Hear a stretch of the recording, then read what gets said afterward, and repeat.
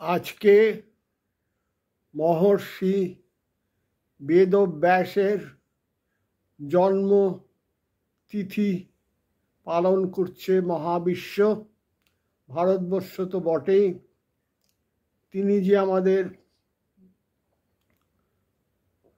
গুরু, এই জীবন্ত প্রতীকের জীবন্ত পার্সনিফিকেশন মহর্ষি বেদব্যাস। সেই জন্য প্রথমে আমি একটু গুরু স্মরণ করি।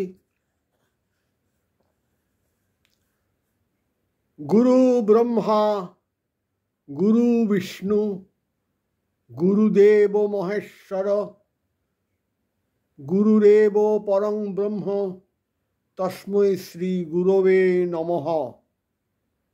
অখণ্ডমণ্ডলাকারং ব্যাপ্তং যেন চরাচরম, তৎপদং দর্শিতং যেন তস্मै শ্রী গুরবে নমঃ।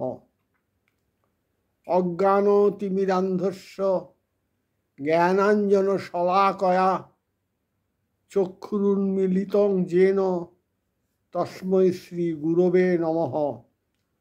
ব্রহ্মানন্দং পরমসুখদং কেবলং জ্ঞানমূর্তিং দ্বন্দ্বাতীতং গগনসদৃশং তত্ত্বমস্যাদি লক্ষ্যম।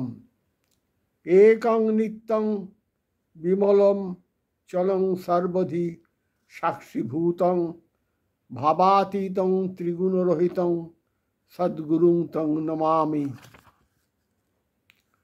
বাংলা অনুবাদ পড়ি।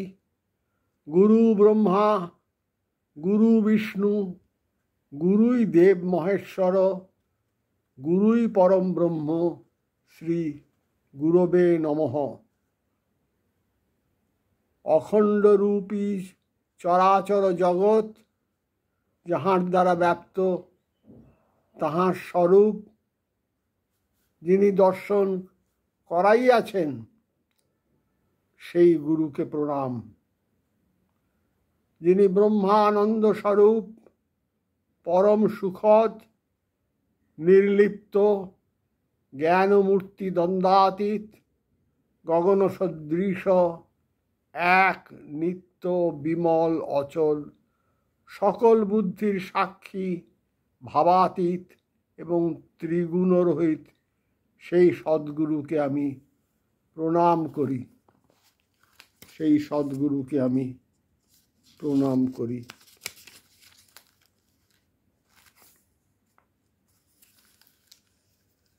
এই গুরু প্রণাম মন্ত্র পাঠ করার পর মহর্ষি বেদব্যাস, যিনি ভারতবর্ষের পূর্ণ ঐতিহ্যের মূর্ত প্রতীক, তার সম্বন্ধে দু চার কথা। তারই জন্মতিথি আমরা পালন করছি। সমগ্র বিশ্ব, ভারতবর্ষ তো বটেই। মহর্ষি বেদব্যাস কি করেছিলেন? তিনি মহাভারত লিখেছিলেন।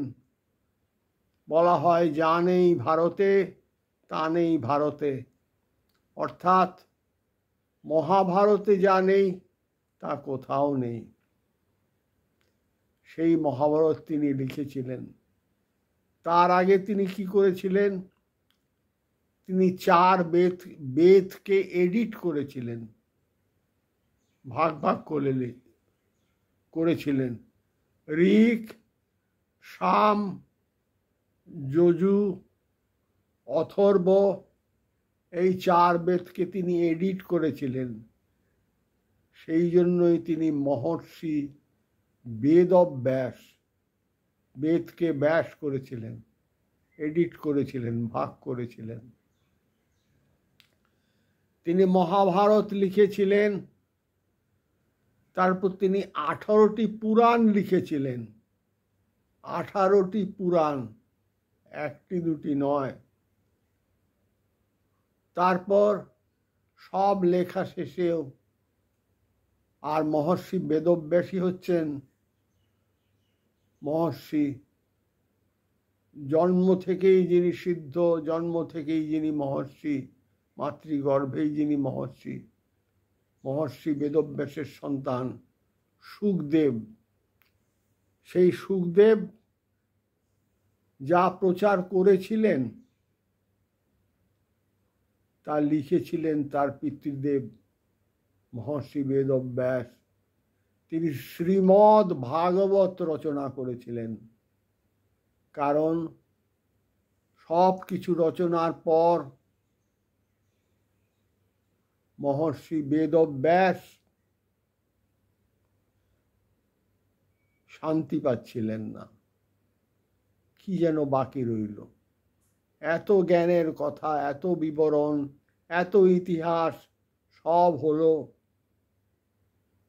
তবু যেন শান্তি পাচ্ছিলেন না। সেই জন্য তিনি শ্রীকৃষ্ণের জীবন বৃত্তান্ত শ্রীমদ্ ভাগবত রচনা করলেন। কারণ তা হলো ভক্তিশাস্ত্র। ভক্তি লাভ না করলে পরে, ভক্তিতে আপ্লুত হয়ে না থাকতে পারলে আমাদের শান্তি আসবেই না। ভক্তি, ঠাকুর শ্রীরামকৃষ্ণ বলেছেন,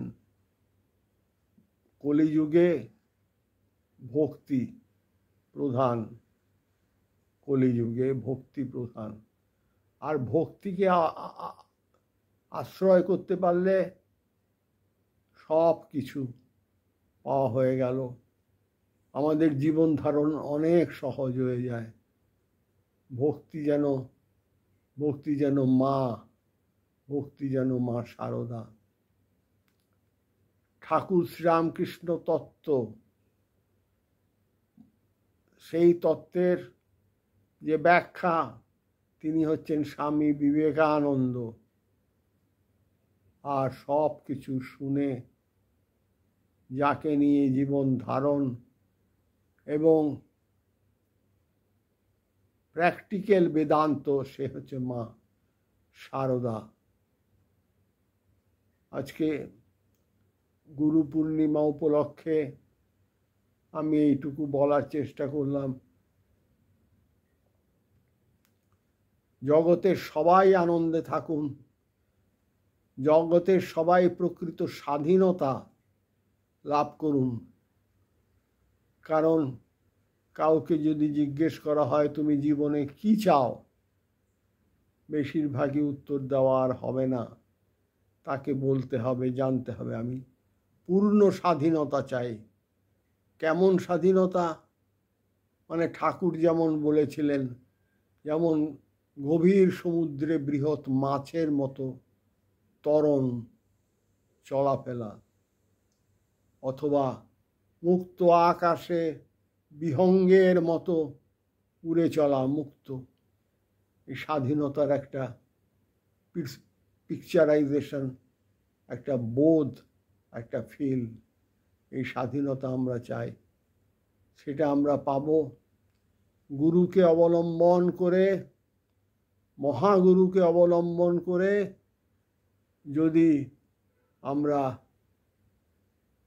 মায়ের কথায় নির্বাসনা হয়ে থাকতে পারি, তাহলেই প্রকৃত ভক্ত হতে পারব। আর প্রকৃত ভক্ত হলেই শ্রীমদ্ ভাগবত বুঝতে পারব, শ্রীকৃষ্ণের জীবনীও বুঝতে পারব।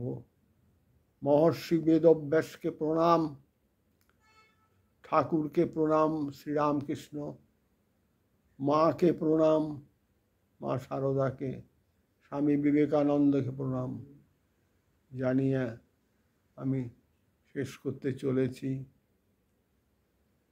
জগতের সবাই আনন্দে থাকুন।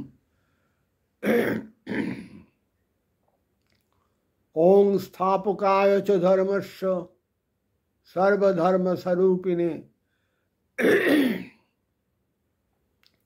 অবতার বরিষ্ঠায় রামকৃষ্ণায় তে নমঃ। যথাগ্নে দাহিকা শক্তি রামকৃষ্ণে স্থিতা হি যা, সর্ববিদ্যা স্বরূপাং তাং শারদাং প্রণমাম্যহম। নম শ্রী জ্যোতিরাজায় বিবেকানন্দ সুরয়ে সচ্চিৎ সুখ স্বরূপায় স্বামিনে তাপহারিণে। ওম শ্রীরামকৃষ্ণার্পণমস্তু। জগতের সবাই শান্তিতে থাকুন, মুক্ত থাকুন, স্বাধীনতার বোধ লাভ করুন। আসুন, আমার এই সামান্য প্রচেষ্টা রইল সবাইকে আলিঙ্গন, ভালোবাসা, শুভেচ্ছা, প্রণাম, ঈশ্বর জ্ঞানে প্রণাম জানিয়ে শেষ করছি। ওম শ্রীরামকৃষ্ণার্পণমস্তু।